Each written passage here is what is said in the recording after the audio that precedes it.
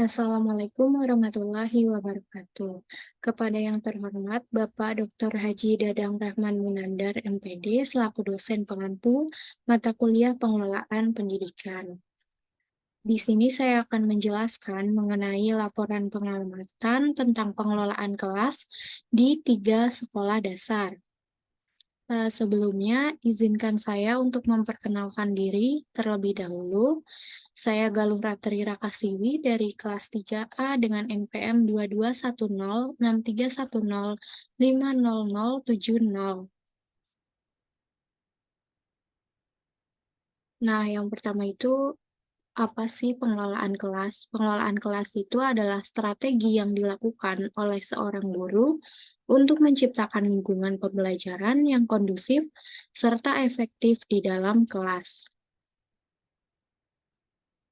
Lalu untuk sekolah yang saya amati itu yang pertama ada SD Negeri Wadas 3, lalu ada SD IT Insan Harapan, lalu ada SD Negeri Sukaluyu 4.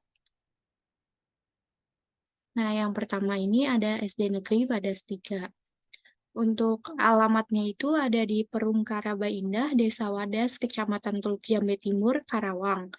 Status sekolahnya adalah sekolah negeri, lalu untuk NPSN-nya itu 2023-7032, akreditasinya adalah A dan SK pendirian sekolahnya itu pada tahun 1972. Nah, untuk cakupan pengelolaan kelasnya itu yang pertama ada pengaturan ruang kelas atau fisik. Nah, ini tuh meliputi pengaturan tempat duduk. Di sekolah ini, tempat duduk diatur oleh guru menggunakan pola berkelompok. Setiap kelompok akan bertukar posisi tempat duduk seminggu 1 kali. Lalu untuk pengaturan alat-alat pembelajaran, buku sekolah dipakai dan disimpan di sekolah, lalu untuk buku umum ada di pojok kelas. Untuk penataan keindahan ruang kelas, diatur guru, terdapat gambar pahlawan. Lalu untuk kebersihan kelasnya, diadakan jadwal piket setiap hari dan bebersih secara bersama-sama di hari Sabtu yang diikuti oleh guru juga. Lalu untuk ventilasi dan pencahayaan di kelas itu jendelanya tidak ada penutup sehingga sirkulasi baik dan cahaya matahari dapat masuk sehingga kelas menjadi terang. Nah, cakupan yang kedua itu ada pengaturan siswa, meliputi pembentukan organisasi. Eh, untuk pembentukan organisasinya itu berdasarkan voting untuk ketua, wakil, sekretaris, dan bendahara kelas. Tetapi untuk seksi bidang dilihat dari penilaian karakter siswa oleh guru. Lalu yang selanjutnya itu ada pengelompokan siswa. Siswa dikelompokkan berdasarkan kemampuannya terhadap pembelajaran. Yang bisa dengan yang bisa, yang sedang dengan yang sedang, dan yang belum bisa dengan yang belum bisa. Nanti akan diberikan jumlah soal yang berbeda berdasarkan kategori mereka. Hal ini dilakukan untuk mengetahui sejauh mana pemahaman mereka terhadap pembelajaran yang telah diikuti. Lalu untuk kebijakan di dalam pengelolaan kelas, setiap sekolah itu pasti mengikuti ketetapan yang telah ditetapkan oleh pemerintah, seperti pada Peraturan Menteri Pendidikan dan Kebudayaan Nomor 22 Tahun 2016 tentang standar proses pendidikan dasar dan menengah, termasuk hal-hal yang terkait dengan pengelolaan kelas di tingkat pendidikan dasar dan menengah.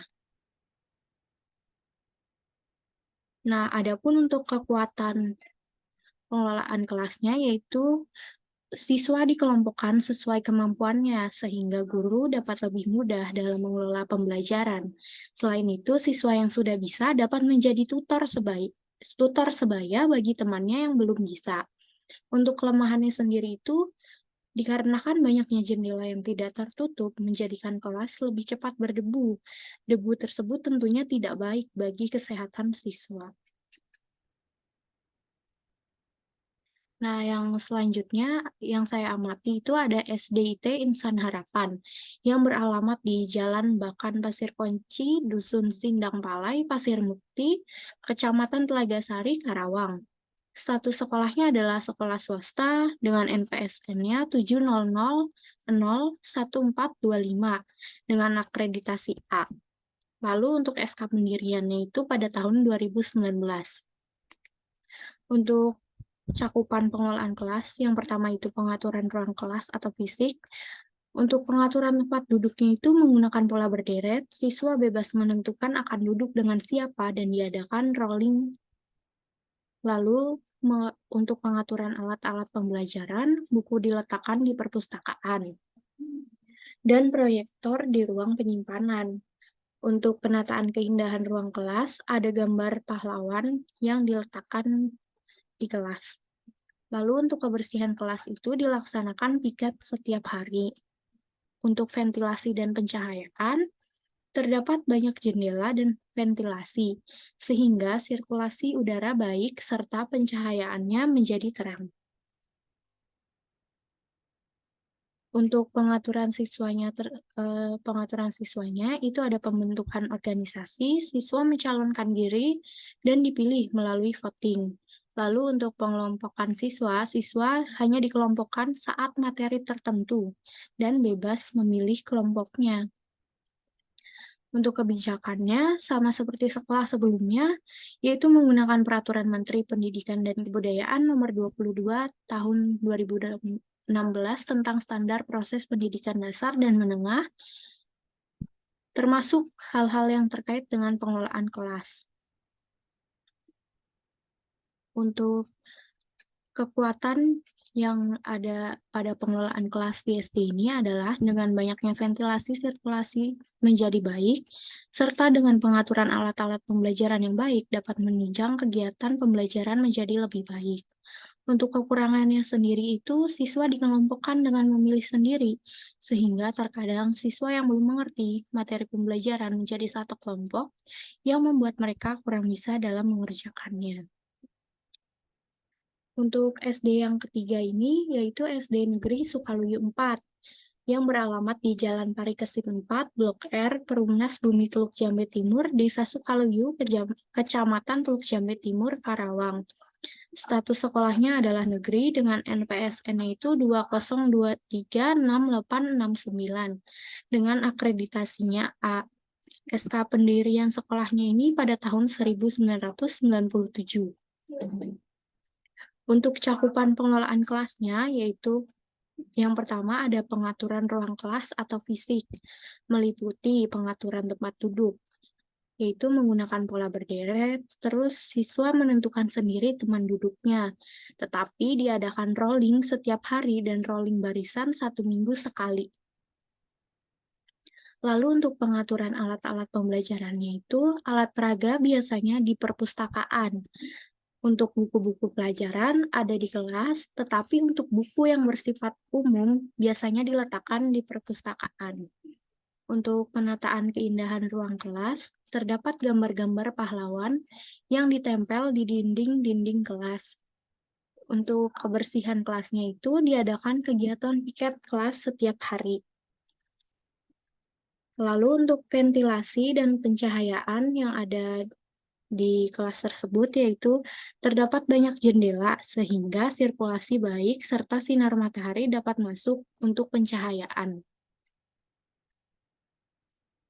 Lalu untuk cakupan yang keduanya itu ada pengaturan siswa, meliputi pembentukan organisasi. Siswa mencalonkan diri, jika tidak ada, maka guru yang akan memilih beberapa siswa berdasarkan kriteria tertentu. Kemudian dilaksanakan voting. Suara terbanyak menjadi ketua dan seterusnya. Lalu untuk pengelompokan siswa, siswa yang sedikit nakal tidak boleh berada dalam kelompok yang sama dengan siswa yang sedikit nakal juga. Untuk kebijakannya sama seperti dua sekolah sebelumnya, dalam pengelolaan kelas menggunakan Peraturan Menteri Pendidikan dan Kebudayaan Nomor 22 Tahun 2016 tentang Standar Proses Pendidikan Dasar dan Menengah. Untuk kekuatan yang dimilikinya itu ada pemilihan anggota organisasi terlebih dahulu dilihat kriterianya. Baru kemudian diadakan voting. Hal ini dapat membuat siswa lebih bertanggung jawab terhadap tugasnya. Lalu untuk kelemahannya itu dengan menggunakan pola berderet terkadang kurang beberapa efektif dalam pembelajaran tertentu. Seharusnya bisa digunakan kombinasi dengan pola-pola yang lain. Selain itu, dengan siswa bebas memilih teman sebangkunya terkadang membuat siswa menjadi berkelompok. Untuk fungsi-fungsi pengelolaan kelasnya itu pastinya di setiap sekolah itu sama karena mereka pastinya menggunakan kebijakan-kebijakan dari pemerintah. Yang pertama yaitu fungsinya menciptakan situasi dan kondisi di dalam kelas, baik sebagai lingkungan belajar maupun sebagai kelompok belajar, agar siswa mampu mengembangkan kemampuannya secara maksimal. Yang kedua, menghilangkan berbagai kendala yang mungkin menghambat terselenggaranya interaksi belajar mengajar. Lalu yang ketiga, menyediakan dan menata fasilitas yang bisa menunjang dan menciptakan kondisi belajar berdasarkan lingkungan sosial, emosional, dan intelektual siswa. Lalu yang keempat itu motivasi dan bimbingan yang sesuai dengan konteks sosial, ekonomi, budaya, dan karakteristik. Intinya, pengelolaan kelas berfungsi untuk menciptakan proses pembelajaran yang nyaman, kondusif, dan efektif, sesuai dengan tujuan yang ingin dicapai. Berikut saya lampirkan beberapa dokumentasi mengenai wawancara saya dengan guru-guru yang ada di ketiga sekolah tersebut. Terima kasih, mungkin cukup sekian saja yang dapat saya jelaskan, kurang lebihnya mohon maaf. Wassalamualaikum warahmatullahi wabarakatuh.